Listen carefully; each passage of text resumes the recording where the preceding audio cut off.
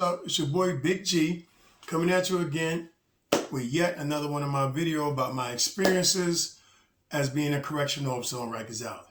Before I get started, I want to thank everybody for subscribing to my page. If you haven't already, hit that subscribe button, hit that like button, hit that bell to let you know when I be coming on. I'll be trying to get in at least 3 videos a week.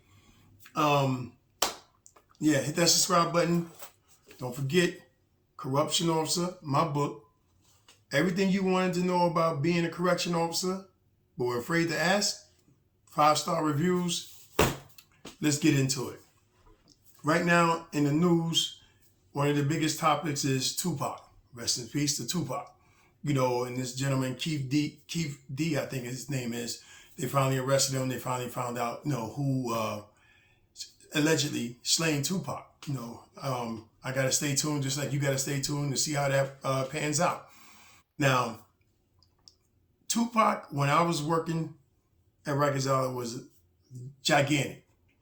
I'm going to say him and Biggie. I don't know how many fights I broke up. I don't know how many riots and altercations and fights broke out over Tupac and Biggie. Who was the best? Who was more thorough? Who was gangster? Who wasn't? Tupac was a big influence on a lot of inmates when I was working there. So one day I'm working in the dorm area. Now, if you don't know about the dorm area, this is the dorm area. You got an A side, you got a B side. Got 50 inmates on the A side, got 50 inmates on the B side. You got me and one more officer, the B officer. He's patrolling back and forth to each side, watching the 50 on this side. Then after a while, he come on this side, watch the 50 on that side. I know it's by design. I ain't set it up that way. That's the way it is. I know you probably figure out how are they going to carefully protect inmates and do their job if it's 2 officers to 100 inmates. I get it. So one day I'm sitting there, I'm working, and they bring an inmate to me to bring inside the housing area. So I take his ID card and I tell him he got to step inside. He immediately tells me he can't live here. CR can't live here. Now, mind you, that happens all the time. The inmate either lying because he wants to go to another housing area where his affiliation or friends or whoever family member may be in that housing area that he want to live with or be with to make his bid easy, or he really got beef inside the jail. The reason why corrections can't cater to every inmate that says, I got beef in there, is because you could be a hard-headed inmate that got beef everywhere you go. Jail is not like some social club. So we're not going to accommodate you and say, hey, can you live here, sir? Or can you live here? No, you're going to have to deal with whatever consequences you have, and then we'll deal with the consequences that you deal with. That's how it goes. I'm sorry. So I tell him he got to go inside. So he steps inside. So I'm sitting there, I'm doing my paperwork and everything. And then about an hour later, an older Spanish inmate comes to the bubble. He looks at me in the glass. He give me like that. That means he want to talk to me. You're going to call him the housing area snitch or whatever. Inmates do that because if they see something coming, a lot of times when the ESD squad or as you know, the Ninja Turtles come to break up fights and maintain order in the housing area, even if you're an inmate and didn't have anything to do with the fight or the altercation, sometimes you get whacked upside your head just to let you know, ain't no fighting in this housing area. So if y'all fighting in this housing area, all of y'all getting your ass beat. That's the way it goes. So I pull him outside and he tells me, listen, that new inmate that you sent in there, he got something. I said, something like what? He said, he got a weapon.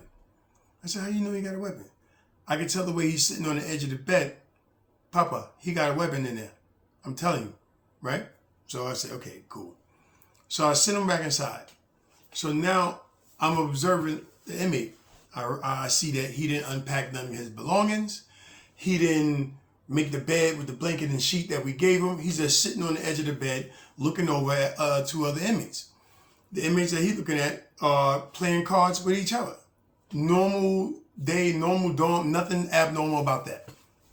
So I said, okay, you know what? Just to be on the safe side, I call the inmate out and I ask him, put your hands against the wall. I pat him down. Then I asked him, listen, be straight up with me, bro.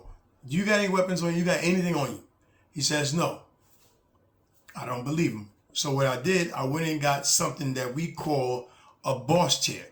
Now, a boss chair is a chair that has a metal detector in the seat, and then on the top of the back of it, it has a plaque like this, which an inmate puts his chin on like this. He turns to the left, turns to the right. This will let us know if they got any razors, anything of metal in their mouth, even though they're still professional at hiding that, even with the boss chair.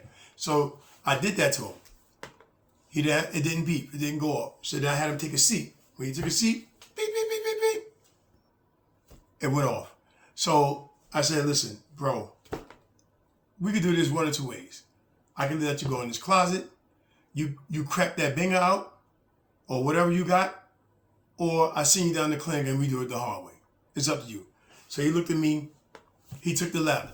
He went in the closet and he came out with a shank 6 inches or better. And I just looked at him and I'm thinking to myself, how and why would you be walking around with something like that in your rectum?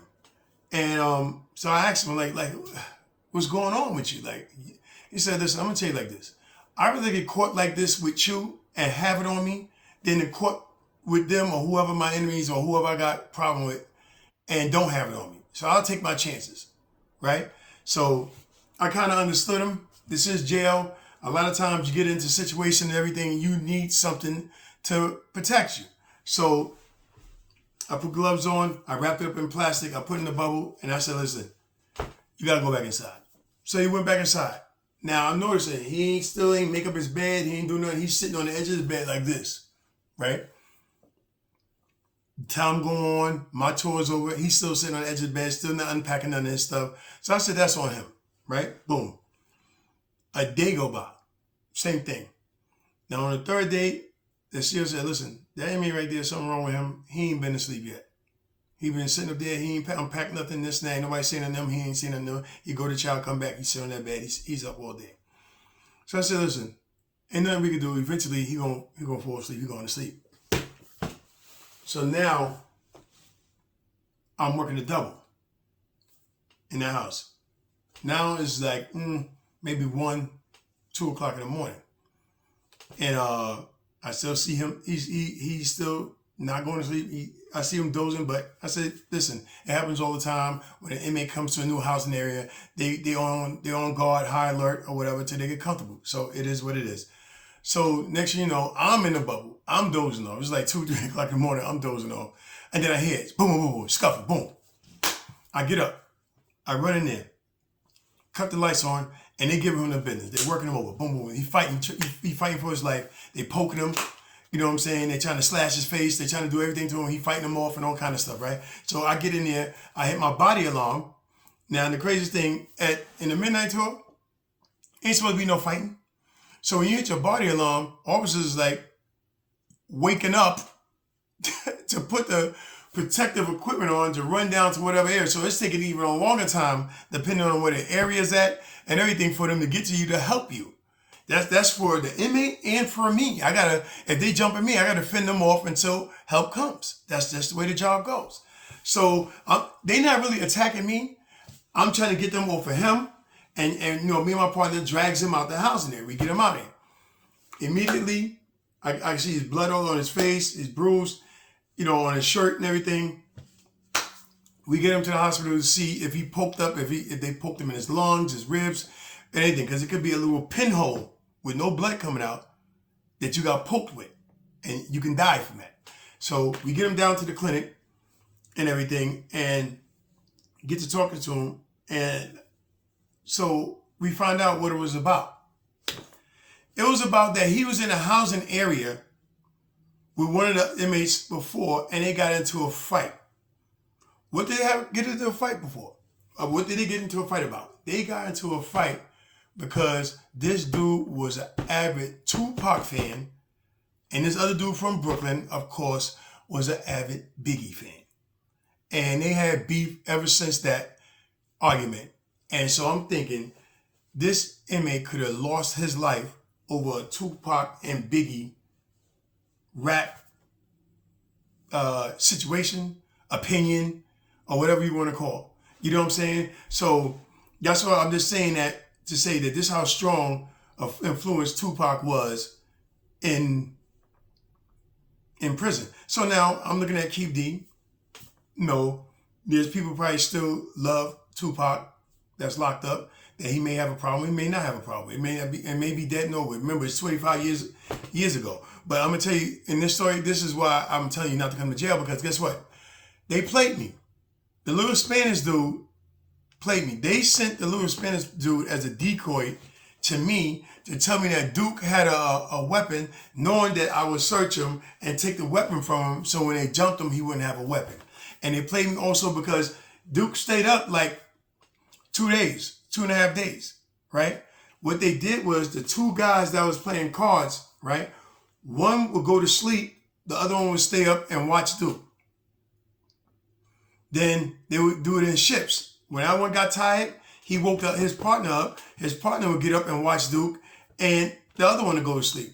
So this way they getting rest, where Duke got to stay up and, to be on alert for his own side, because he has no allies, he has nobody in there, and he watching them. So they did this all until he fell asleep and couldn't stay up no more, and that's when they pounced on him. This is Big G. These are the stories I've seen. These are the things I've witnessed. This is why I tell everybody, I encourage you not to go to prison. It's Big G, and I'm out. I got more stories. Stay tuned.